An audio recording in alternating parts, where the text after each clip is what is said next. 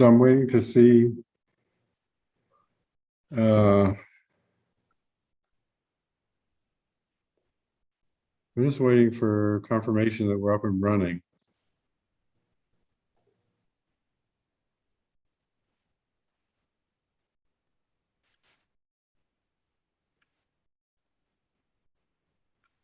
Oh, wait a sec.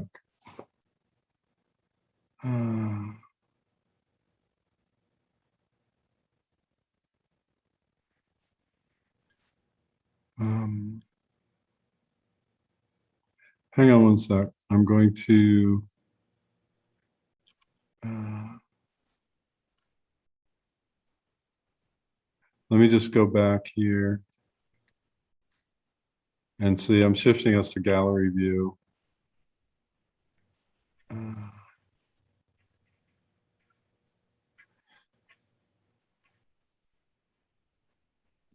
Okay, so that should be, we should be okay now. And we're not getting feedback.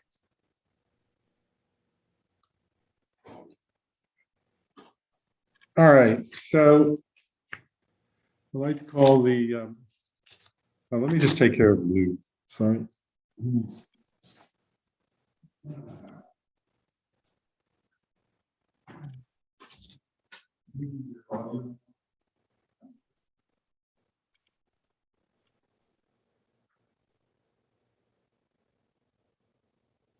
Okay, there you go. Okay.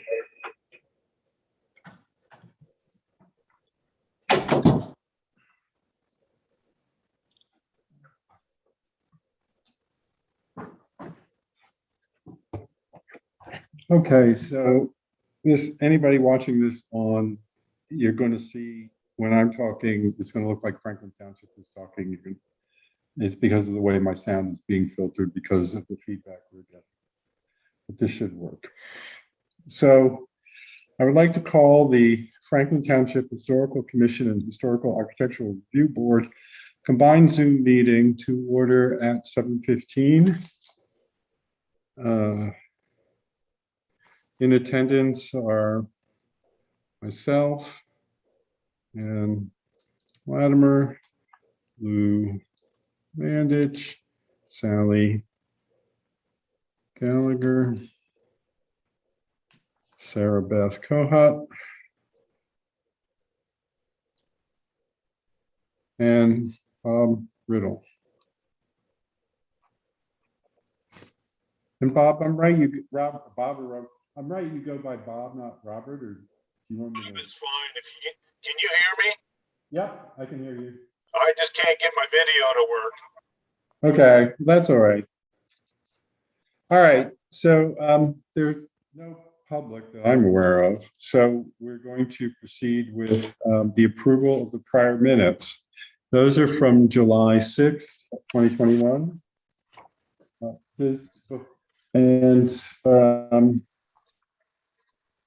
Before I entertain a motion to approve, I'd like to know if anybody had any changes they wish to have made to the minutes.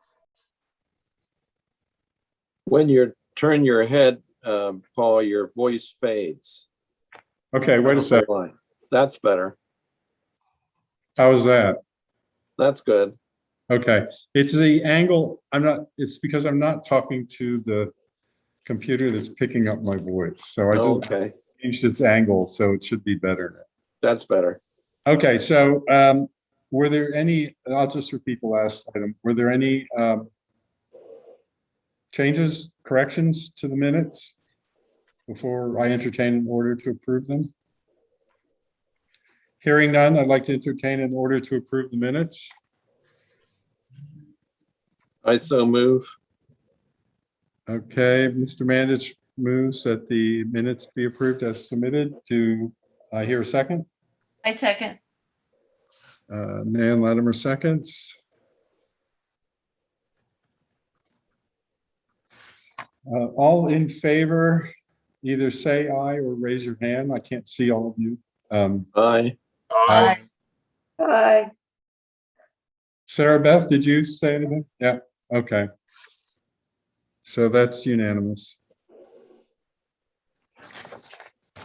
Good.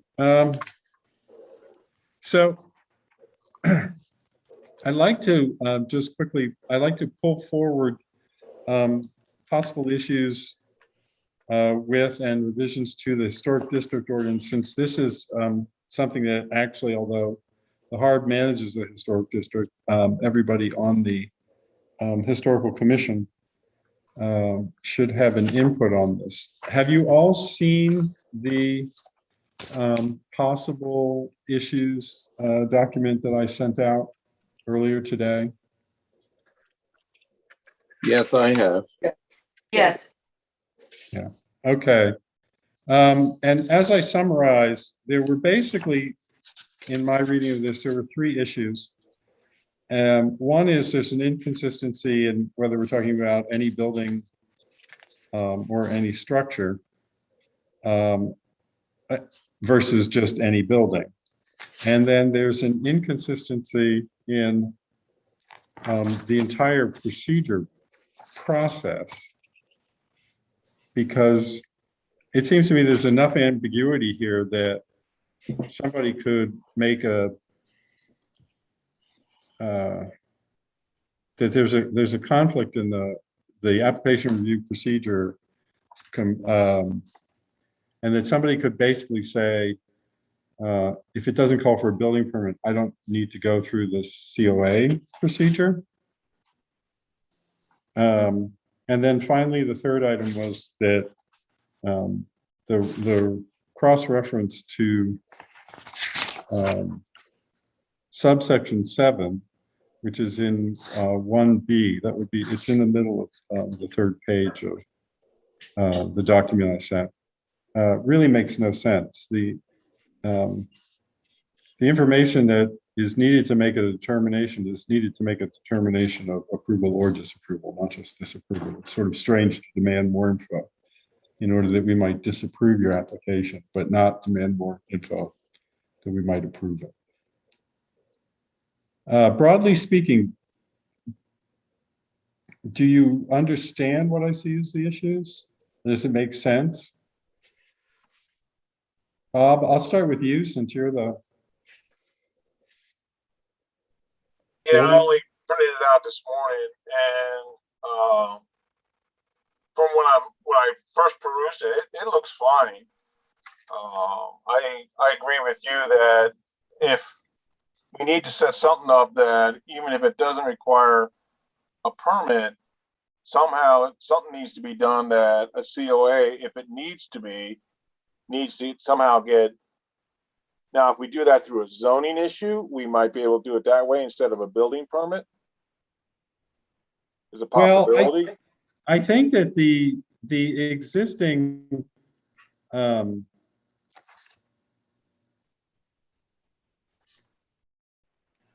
the definitions, I think that a small change to the building inspector review, instead of saying upon receipt of a completed application, and simply altering that so that it says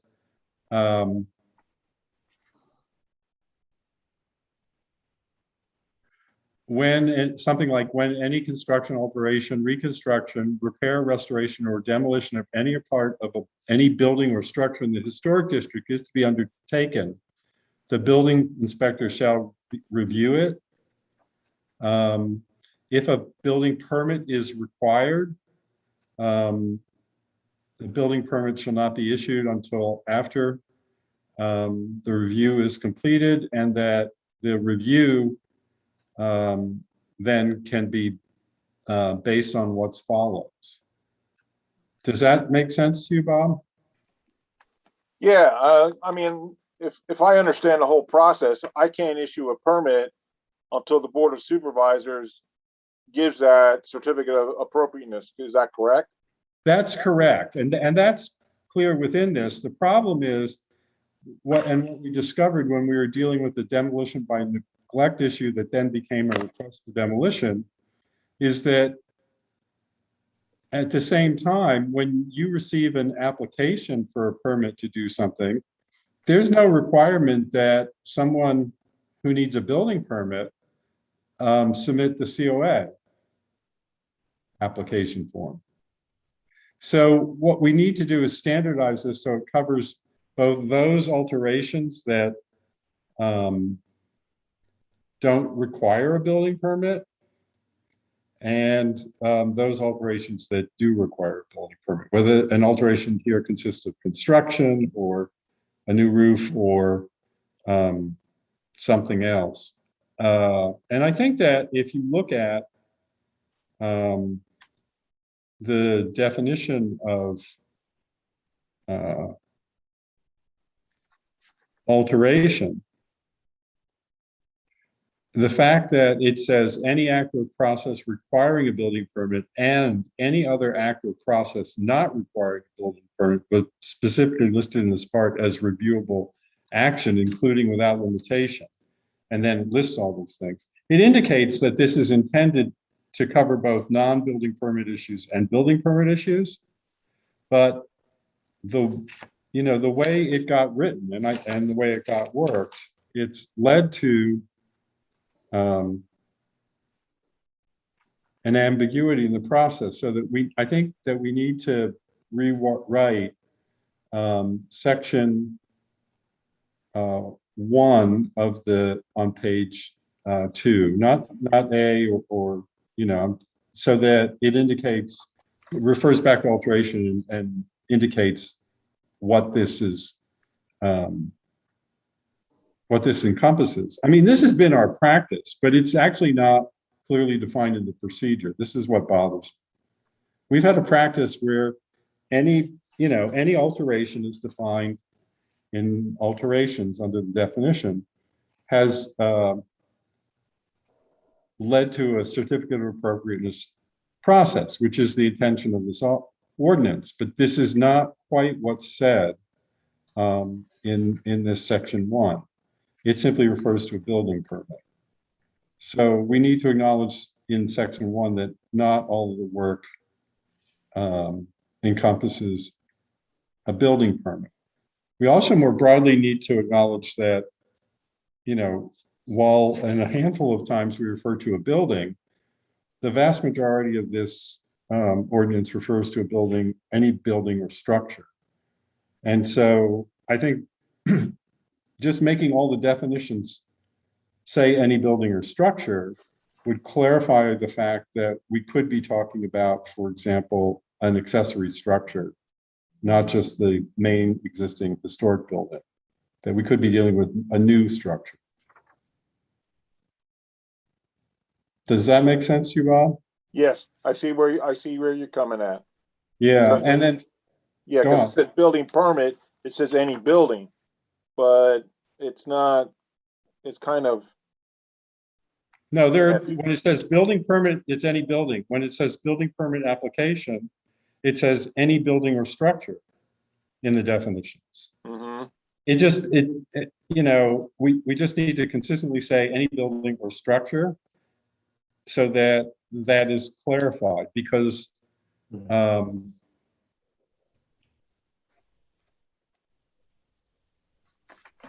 the alteration, for example, simply says any part of a structure, which is a building is a structure.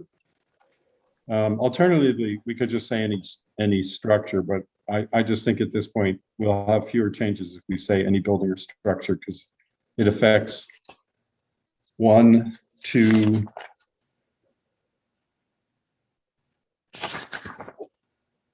3,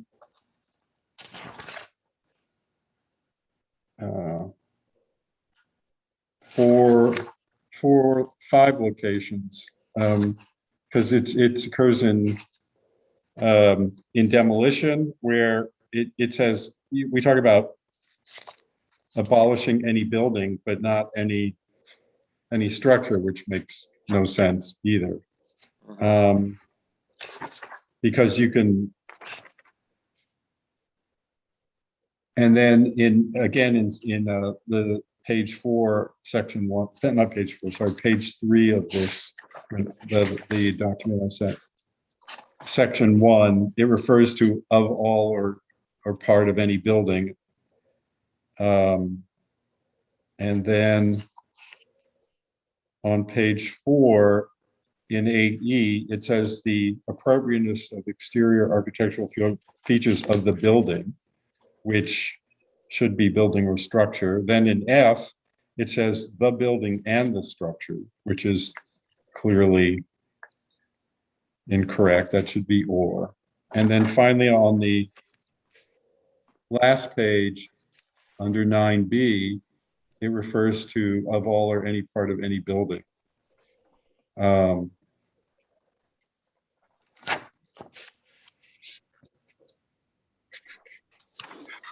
But in many other cases, in most other cases, we're talking about a historic building or structure. For example, when we talk about a structure to be demolished, item 14 on the last page, where it says approves the demolition of a historic building or structure.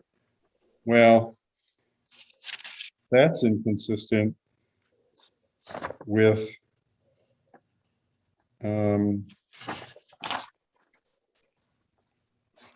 which one now?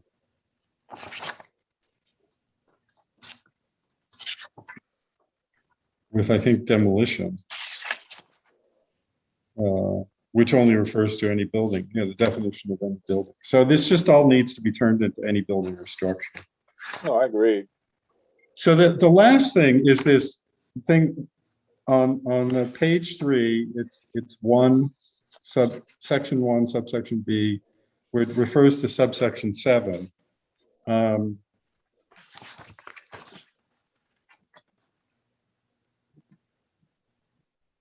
Subsection 7 is recommended for disapproval. I think this just needs to be rewritten without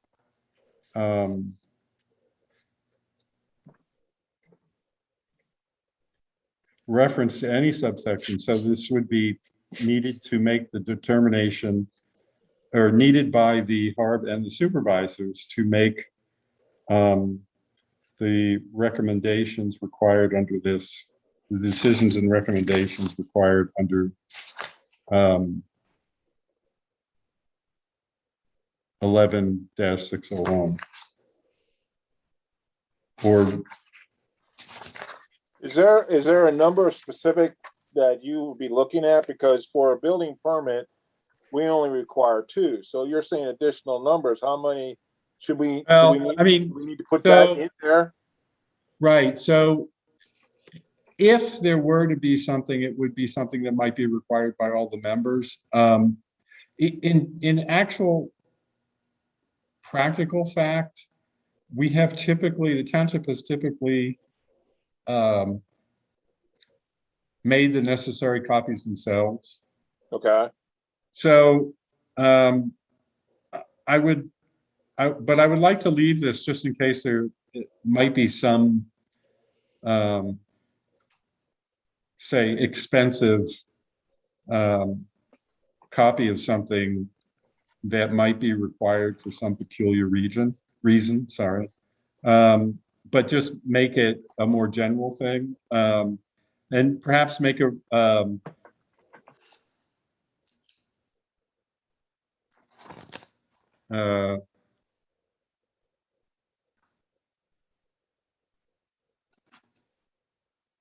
so that it would, if they're submitting something that we can just reproduce easily, you don't need to make that requirement of them. Okay.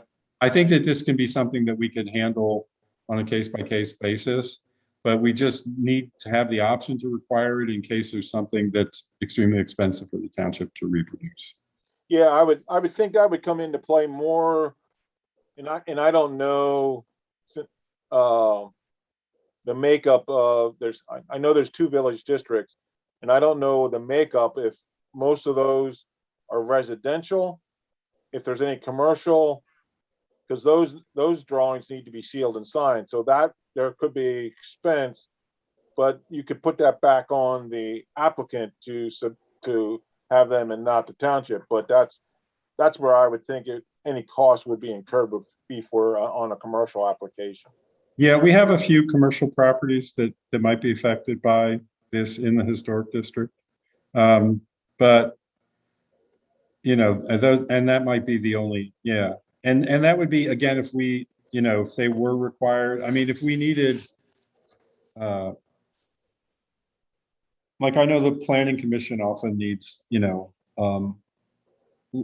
many pages of a plot plan and various things like that. And so while it's possible, we might need something like that if there were, because there is the possibility, at least with one lot, new construction on a lot that needs to be reviewed by the HARB. In most cases, we're dealing with alterations of existing buildings, and so you don't get into something that elaborate. Okay. So this would be a requirement that I think we would use only if we absolutely needed to do it. We generally have not. The township's generally made all the copies that Yeah, because typically you just put it in a copier and they're on 8x11, so it's not a big deal. right. But it's just, so what I would, if does anybody else want to make any comments on this? Sarah Beth, anything to say? You're a lawyer. Sorry, I really didn't have a chance to look that closely at it. I don't think any of these things are that detailed, frankly. Most of these are relatively minor. What about you, Sally? Any comments? I wasn't able to print it out, so I didn't look at it too closely either. Okay. I Lou? read it, but it was quickly. Okay. Lou, any comments? No, I think, so basically you just want to change any place where it says the building or a building, you want to add the phrase building or structure. Is that right? Correct. Yeah, that makes sense. You did mention one place about an object. Were you thinking of something like a fence? Or is a fence a structure? Fence, I think the structure is broadly defined here, Yeah, including without limitations, building sheds, manufactured homes, garages, fences, gazebos, freestanding signs, okay. boards, antennas, satellite sending or receiving dishes, vending machines, decks, and swimming pools. Good heavens. So I think we're well covered in that respect. I just think that, so the other thing I pointed out is that we do have a couple places where we talk about site and object because, you can alter a site and have an impact on the historic district. But generally speaking, that's not really our focus. And I would prefer not to start making every one of these, building, structure, object, or site unless we feel there's some real need for that. I think to just change it to building and structure where you note the inconsistencies. That should cover things, I would think. I would think so. And then, it's a matter of rewriting the building inspector review initial paragraph and then altering that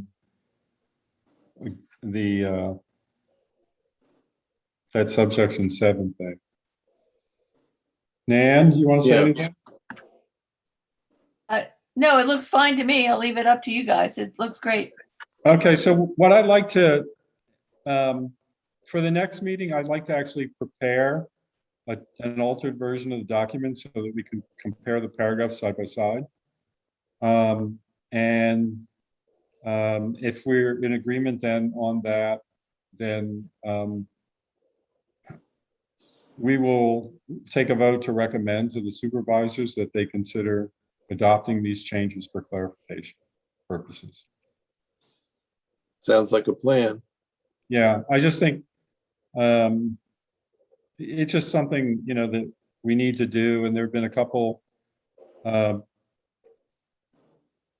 issues with changes, and we just need to make sure that this kind of the ambiguity goes away, because I think it's fundamentally clear what the intent of the ordinance is, but the ordinance is inconsistent in how it expresses it. And given that it's the work of human hands, that's unsurprising. So, any further comments on this issue, and we'll just move on then?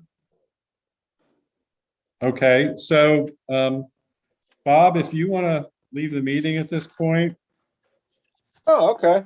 if you want to, because the rest of this is all going to be relating to stuff that's being carried out exclusively by the Historical Commission, and you're a HARB member, so there is no requirement going forward that you continue to attend the meeting. Okay. Okay? All right. I appreciate you letting me be here, and Oh, hopefully no, next time. we want you to be here, Bob. Hopefully next time I'll be able to get my video working. Well, I mean, as long as we can hear your voice. I've been in plenty of meetings where, everybody's just a name on the screen, so. Okay. Okay, well, you have a nice All right. evening. You too. Okay, so to run through the old business, as will come as no surprise to anyone, I have nothing to report concerning updating the historic resource surveys and the PHMC data at this point in time. I'm hoping that with fall and winter coming, I'll be accomplishing more, but I've been moving back and forth between two different houses and trying to accomplish more with respect to that than I would like. I've been painting a deck all weekend, so.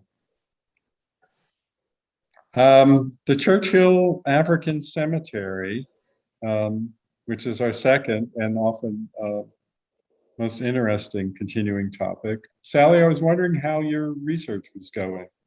Well, I finally got through all the people, all the names. And I just have to start going back through my notes and, trying to draw some conclusions from what I've jotted down.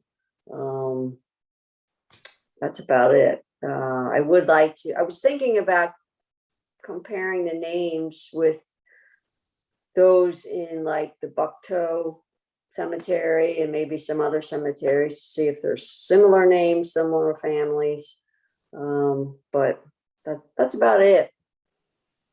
There's a woman in Kennett that's doing research on the African-American Methodist church that's there. Her last name is Crampton. Okay. And she's been working on that. And I don't know how to link you two up, but there's a, what's the website? Forgotten. It's not called Forgotten Graves or something like that, isn't there? Oh, For old burial grounds.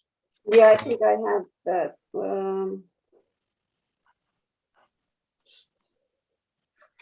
I'm not saying it right away, but I know what you're talking about. so Lou, Would she be on There's- that? There's a woman named Liz White who has the Kennett Heritage Center. And she had a reception, I don't know, a couple weeks ago to open it up. I should have invited you all, but I didn't. I'm sorry. But the Crampton woman was there, and my son actually went to school with her relative of hers. So at any rate, I'm sure that you would find some common ground as far as names and so on that might be helpful to both of you. Let's see, how can I do this? So Lou, can I ask you Yeah. something? According to the minutes at the last meeting, you seem to think that Lynn Sinclair might know something about. Oh, Lynn Sinclair does, yes. Yeah, so if you could get maybe Lynn Sinclair's contact information. Okay, there might be a Kennett Heritage Center Facebook page even. I can give you her cell number. Well, not over, Look, not over the air. Okay. right, not over the air. So why don't you send an email to, Okay. if you can, and if you don't have Sally's, if you just send the email to me, I can then forward it on to like Sally and Nan. Okay, I can send you her email. That's what I'll do. Okay, That'd be great. yeah. No, I just, I know. didn't want to start reading people's phone numbers for recording on soon. Yeah. I get enough car warranty renewal requests as it is. Yes, I know. I'd like to go back and talk about 10 of the people that are in the cemetery. They're the veterans from the Civil War. Right. And there's 10 of them, and 9 of them I have veteran cards. Sally knows are in the records. I have veterans cards that for the burial. One of them I don't, but he has it on his tombstone.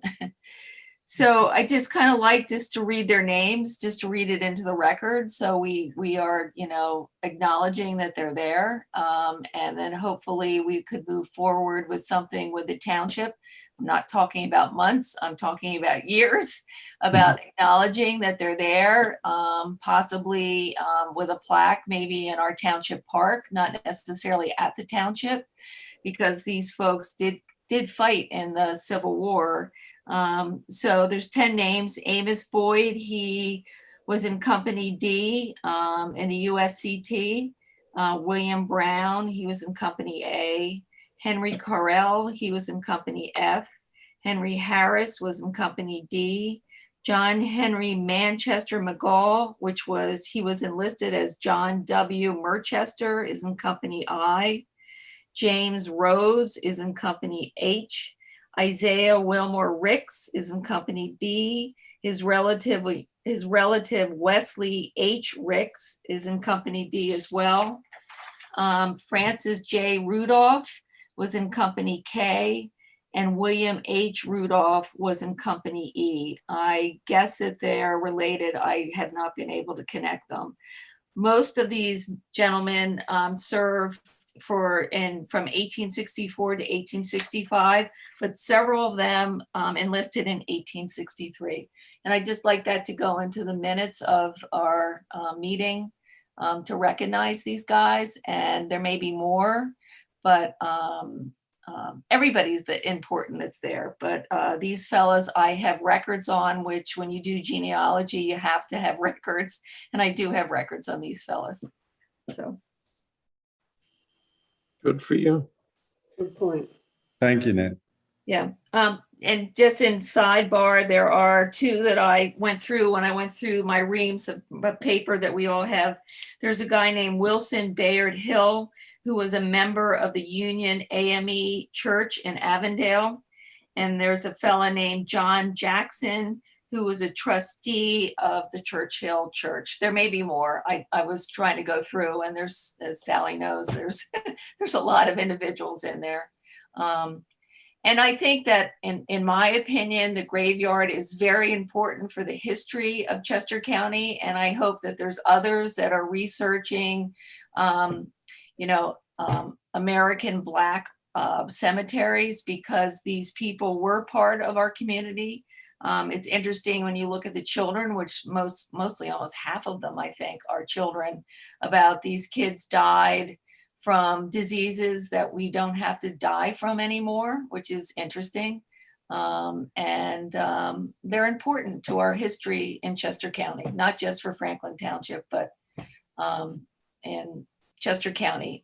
Most of them, I think, Sally, you found this, most of them live in Avondale and up, not in Franklin Township. There's a handful, 10, that supposedly died in Franklin Township, but I couldn't, in going back and looking at records, find them. On their death certificates, it says that they died in Franklin Township, but I can't find them in census information, which is not uncommon, but I couldn't find any other records on them to say that they were here and this is where they lived. So anyway, so I'd like the names of those fellas who's fought in the Civil War to go on the record for our meeting tonight, please. Sure. No problem.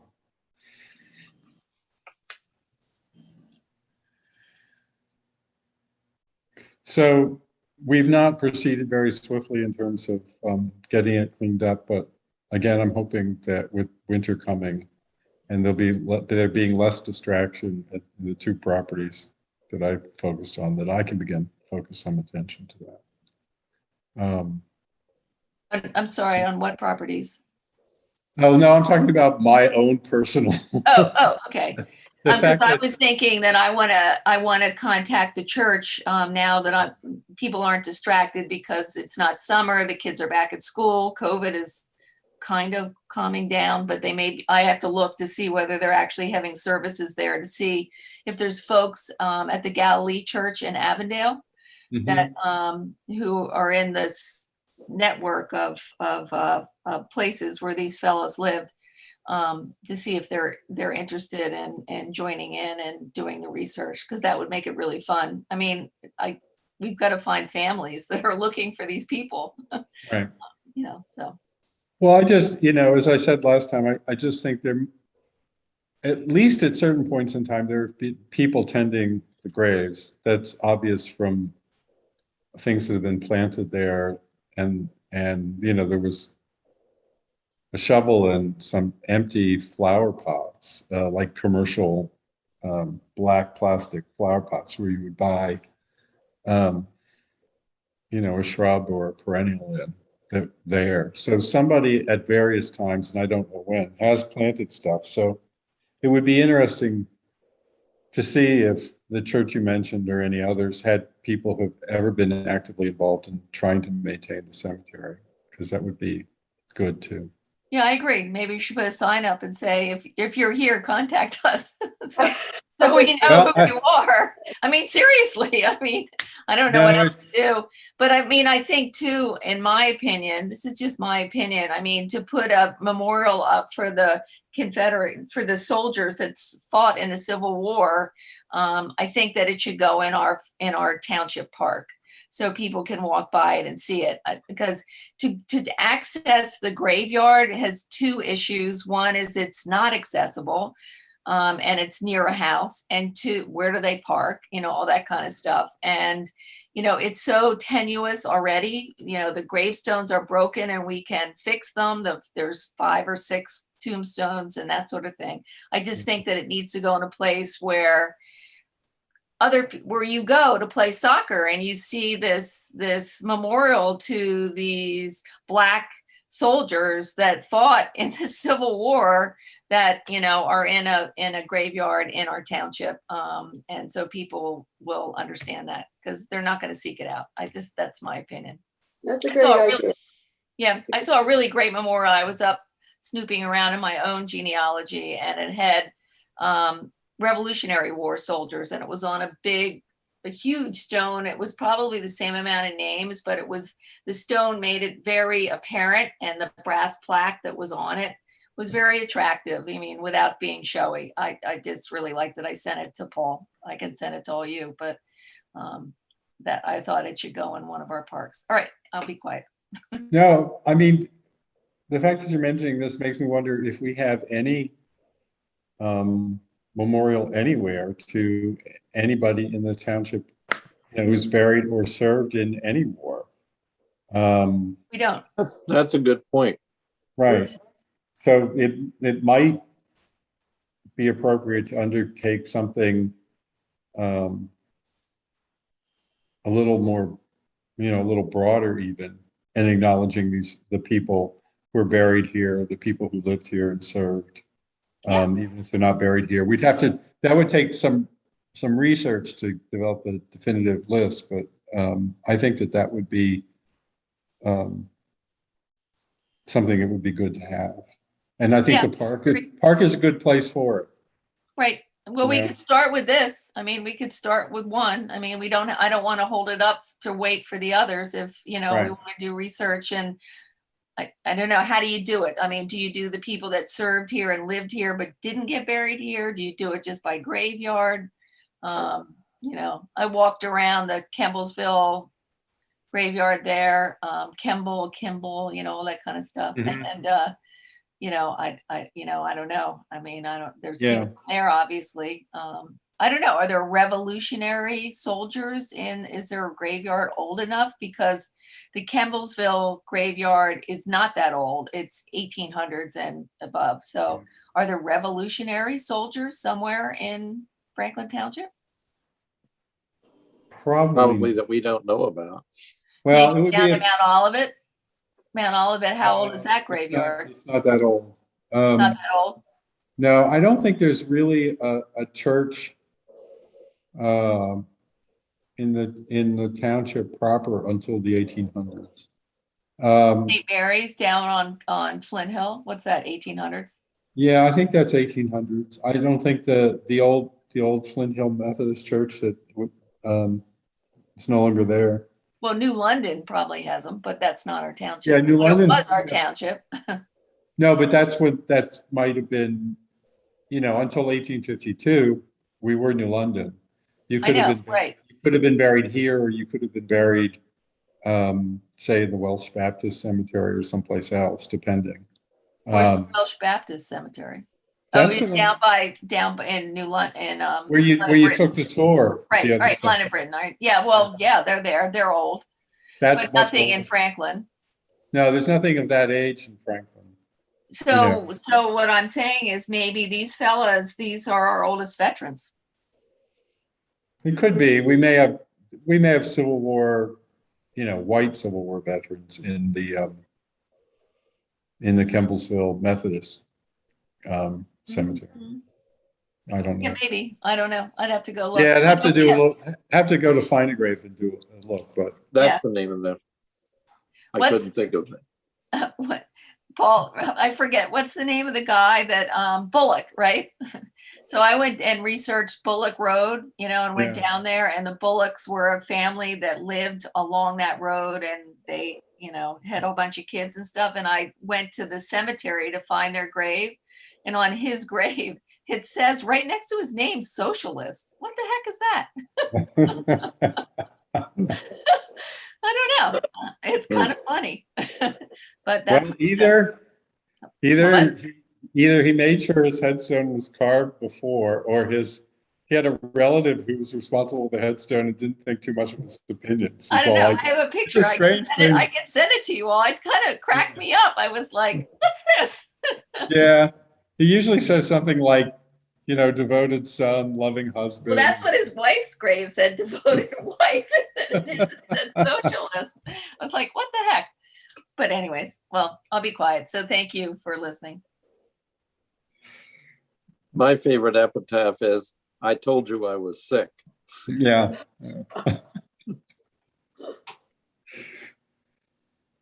So I have nothing. But before I move on, does anybody else want to say anything about the Churchill African cemeteries? Okay, so I have, I don't, unless somebody else has something to report on other township cemeteries, I certainly don't. So we've been mainly focused on Churchill. And let's see, 896 roadwork and a walkable Kemblesville. That's going to be part of, that's part of the comprehensive plan discussions, and I guess that continues to be, and will ultimately be in the plan in some way, I suspect. And as we mentioned last time, in terms of the proposed Mason-Dixon connectivity project, that might also provide a linkage. It'll linkage to a walkable Kemblesville. It wouldn't necessarily make Kemblesville walkable. And as a short mention, I'm just going to jump ahead to the Mason-Dixon connectivity project. In addition to talking to Franklin, London, Britain, and New Garden, who were originally involved in this, they've also since talked to Elk Township. A walkable Elk Township right now is not going to connect too easily with Franklin, thanks to the bridge being out on Sturgisville Road. But I guess it's going to have to be rebuilt. So maybe they'll rebuild it and have a bridge that's more walkable than what's there right now, because the existing bridge is a metal grate bridge with a very narrow concrete path, I assume for horses originally. So that bridge is going to need rebuilding. I also have, need to say, running back and forth to the Poconos, I have not been to talk to the wineries about having brochures to help raise awareness of Franklin Township and Kemblesville history. And this year, as a relatively minor election year, at least in terms of expected turnout, we won't be attempting to have a table on election day. As we have in the past, we've confined that to presidential and sort of off-year state and federal elections, so every 2 years. And there have been no changes to the Historical Commission website or to developing a township history. And so finally, I come back to talks and training. Nan, you're going to attend that genealogy? I signed up for the first one. I paid for it, no big deal. I tried to sign up because I just wanted to see what it is. It wouldn't take the free member thing? No, it didn't. I tried to sign up for the second, and it's kind of annoying because you have to sign up for, that I could tell, you have to sign up for each one individually. So I signed up for the first one, which is this Saturday, and I'll probably sign up for the others just to see what it is, because genealogy isn't just like finding out what's on Find a Grave. Sally pointed that out last time we spoke, because there's a lot of discrepancies. So you have to like have a whole lot of paperwork and back up your thoughts. So I wanted to learn about that, but I don't know. It wouldn't let me sign up. You know, how much did that cost? I'm sorry. How much did that cost? I still can't hear you. How much did that cost? 15 a time. So if you signed up for all four, it would be 60. Okay. The other thing for training, I went and did the Underground Railroad talk in Westchester. It was Right. pretty good. And I also have to like stump for Westchester in general. So my daughter and I, after I went through the talk, had lunch sitting out on the road now that they've closed. It's really quite nice. So if you haven't been up there, you should go while the weather's nice on a Saturday or Sunday. It's really outstanding, to tell you the truth. And the Underground Railroad was good. And then I went to the one down at White Clay, which was very good. I thought they did a nice job. Yeah, actually, who was it? Jane Dorchester had nice things to say about it when she wrote to the London Britain folks after they gave it. Yeah, they did a nice job. They really did. It was nice. Yeah, we didn't get such a big turnout, as big a turnout for the Mason-Dixon talk the next day. I was in Westchester. It was that corresponded Yeah. with the Underground Railroad. So I wanted to go. I was out of town. My only weekend out of town in a year, and it happened to be then. But Nan, those genealogy classes, that's through the Chester County Historical Society, right? yes, right. Okay. Yeah, so because I've been doing so much work with my own family and stuff and trying to figure it out. You can get online and you can look at ancestry.com and look at other, family trees. You can do the other one, that's one by the Mormons, so is Ancestry, but Family Search, I think it's called. Yeah. Yeah. But in order to do genealogy correctly, you can't like say, oh, good, I found them because so-and-so found them. You have to actually come up with a document that connects that person to that date. Right. So in other words, a baptism, a marriage certificate, census, that sort of stuff. You can't rely on what other people have found. Yeah. So it's a little more technical than, having fun, I mean, those people that have done that work, it's a great place to start, but then you've got to back up and find out what their sources are to see whether it really is one. Like, for instance, I did a family search for a member who was supposed to be born by Mercersburg. and I found her. They misspelled, the last name is Spear, and they spelled it Speer. But I found her. She was born in Lancaster, and they spelled the last name Spier. I found her being baptized. Yeah. So, so like if you do, like I was saying, if we do something in the park, you really have to do it with genealogy, parameters in there to make sure that it's correct. So anyways, so I thought I'd start with Chester County to see what these folks have to say. Yeah, there's lots of courses around. Yeah, I saw that email that Paul sent, and I wanted to do that this Saturday, but I can't. But knowing that there's some others going forward, I'm going to look into it. Yeah, because I don't think they're connected. I think they're individual lectures, so it's not like if you miss one, you'll be kind of behind it too. Right. Okay. So if Paul can find out how we can sign up for free, that's better than paying $15. I'm happy to pay the $15. Yeah. Well, I thought that email came to me. The only thing I can think of is it was limited to my name. So I've got a contact. I'm going to have to go back and query that and understand what's going on. Do you have a number? Because it never asked for a membership number. It asked for a promotion code, which is where I put in that code. Free member, right.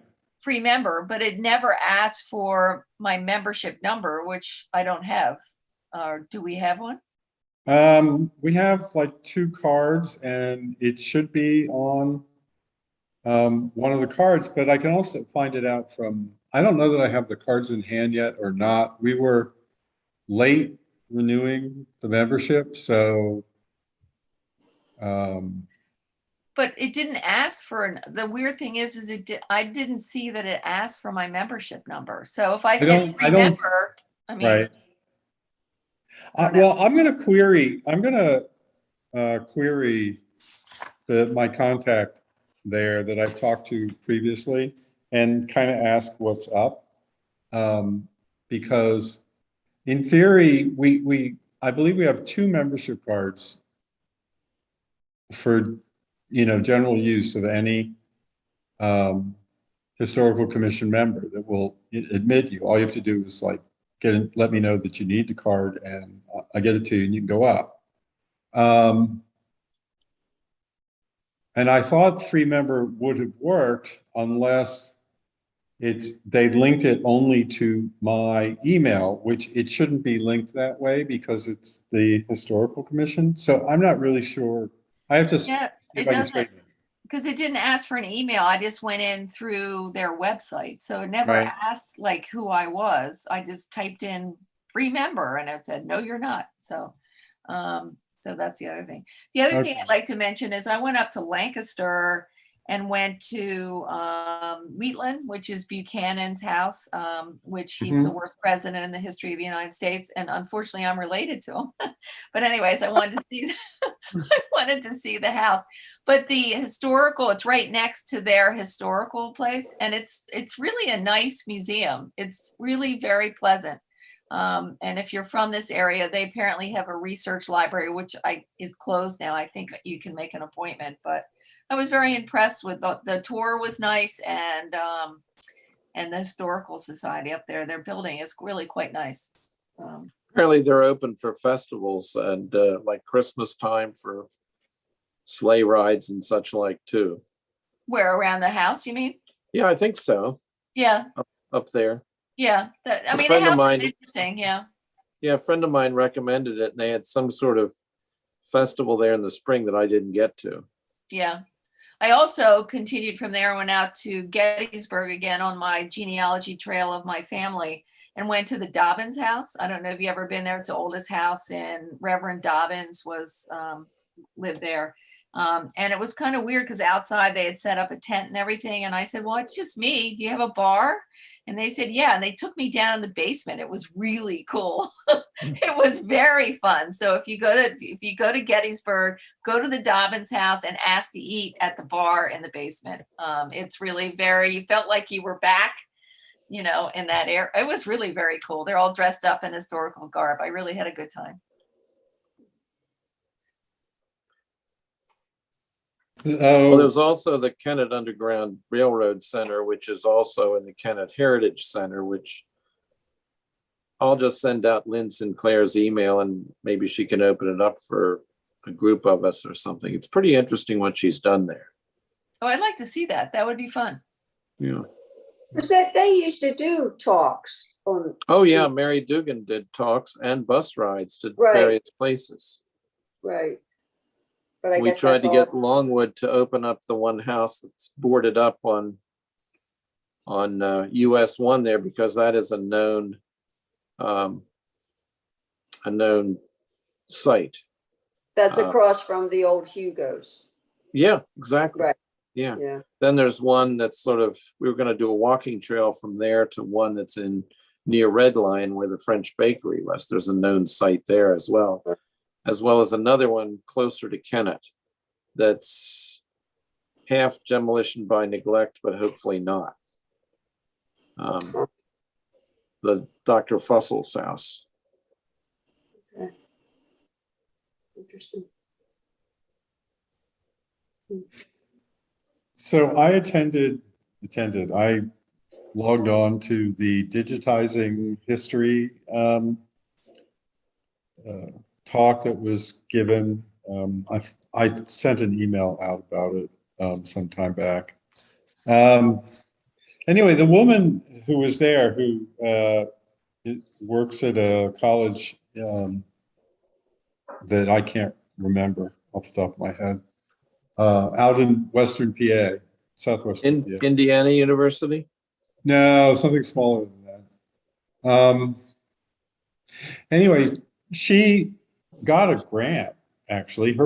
They set up a program and they got a grant to undertake a digitizing program in their, I think it was their county, using the college library resources as a central location. And ultimately, as a result of the work that she did there, it led to a statewide program where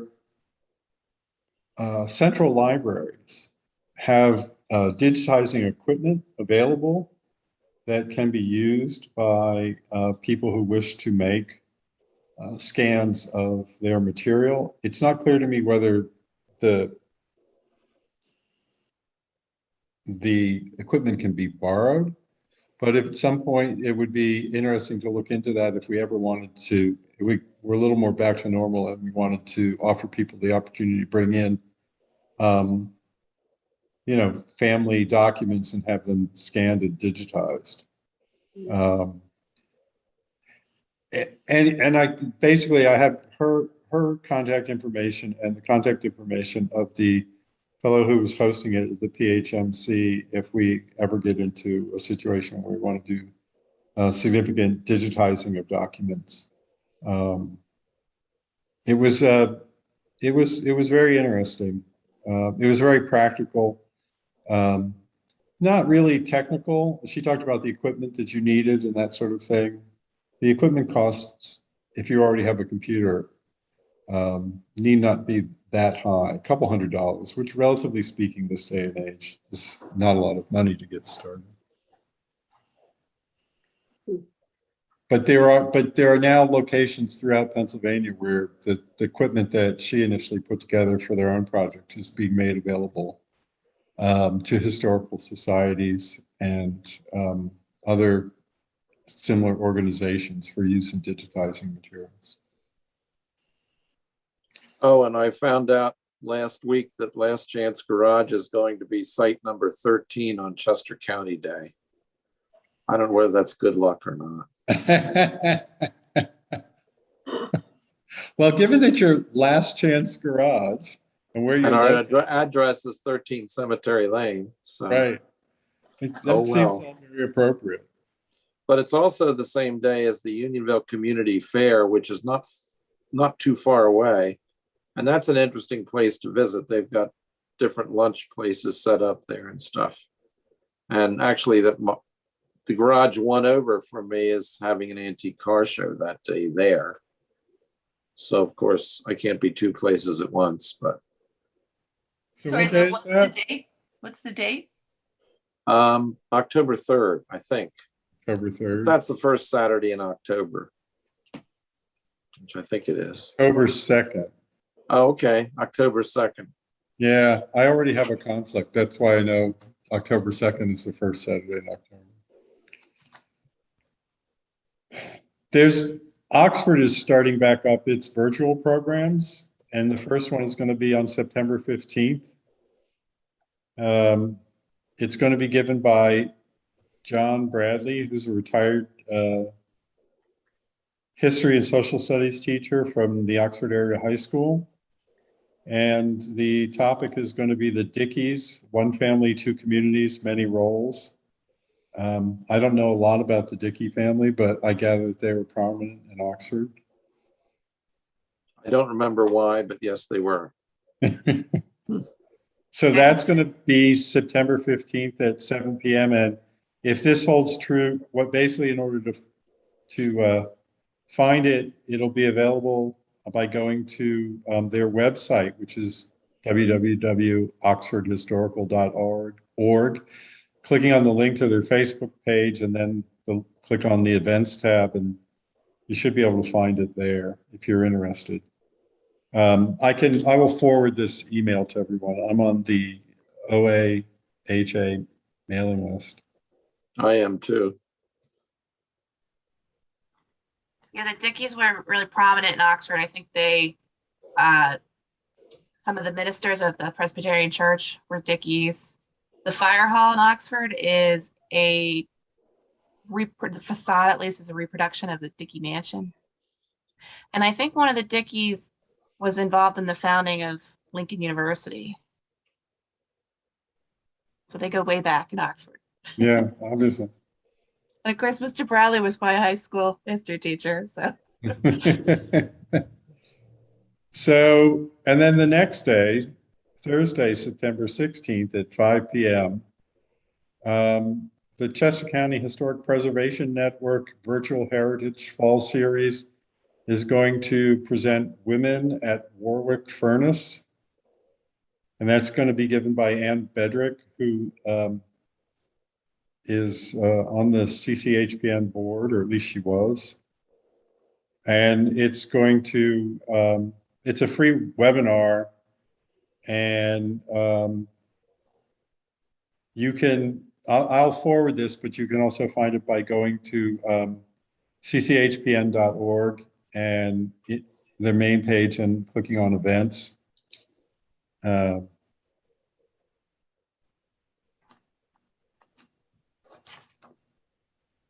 then finally, if everything goes according to plan, we're going to have, we're going to sponsor a talk with New London, if New London wants to go forward, the New London Area Historical Society in November.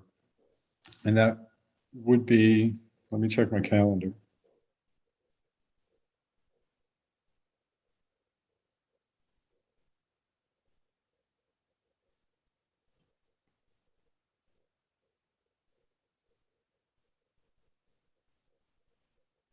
So that would be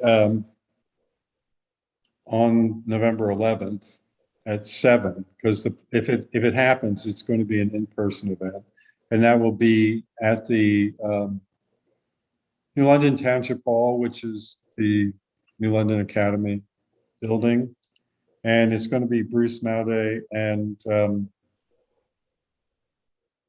he's going to be talking about the Johnson Gap. And this will be,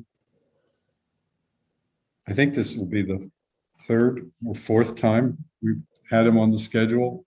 So it would kind of be nice to be able to get back to normal, but ultimately, the New London Area Historical Society is going to decide whether we go ahead or not. And Paul, I'm just going to say this so that you can maybe nag me to remember. About 2 years ago, 3 years ago, I was at a program at a museum that's a barn that's near the Cooch's Bridge battle site in Delaware. Oh yeah, right. And you talked to somebody who was like a very good. He was a Black Civil War veteran reenactor, and he was excellent. if I can find his pamphlet or find out about him, he would be great for a program that goes along with what Nan was just talking about.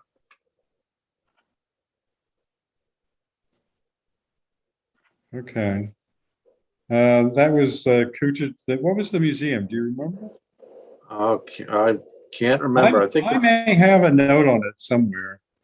it's an old white barn, and it's actually a great museum. It's got every war that we were involved in, all kinds of memorabilia. It's a small white barn, but they've got stuff in there, and it's very interesting what they've got. I think it starts with a P, but I can't remember the name of it. Pencader? Pencader. You That got could it. be. That's it. Yep, the Pencader Museum. It's right off of 70. One of those roads. There's a dog training facility behind it, I think. I think I Yeah. know what you're talking about. Yeah, it's on a rather main road, but I can't remember which one. I think it's 72.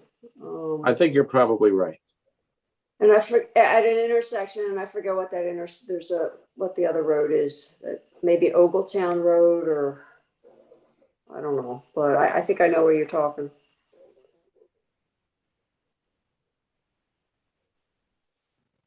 Anything And I else? think- I'm sorry.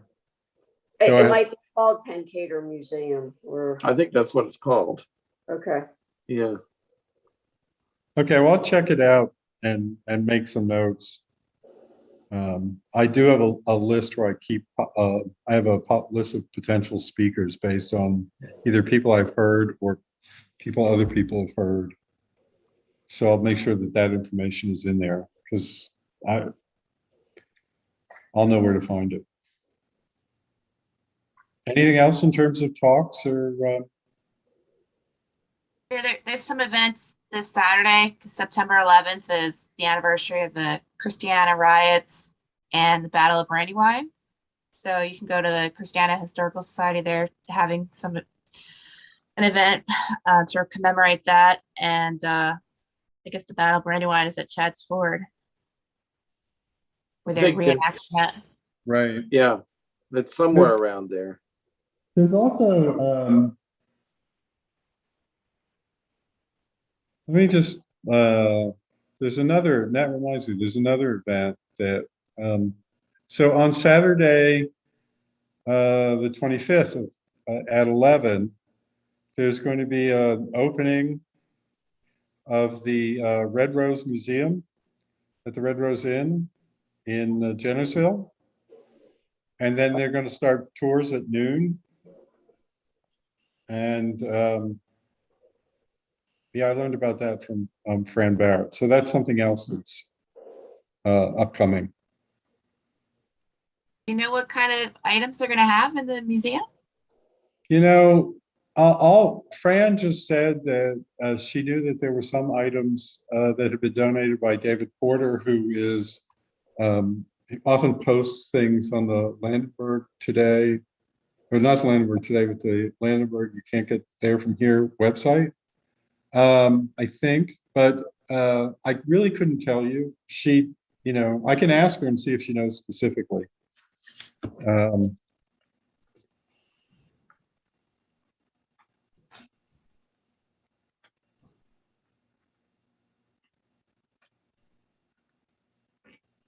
But I don't know. I just heard about it. She sent me an email.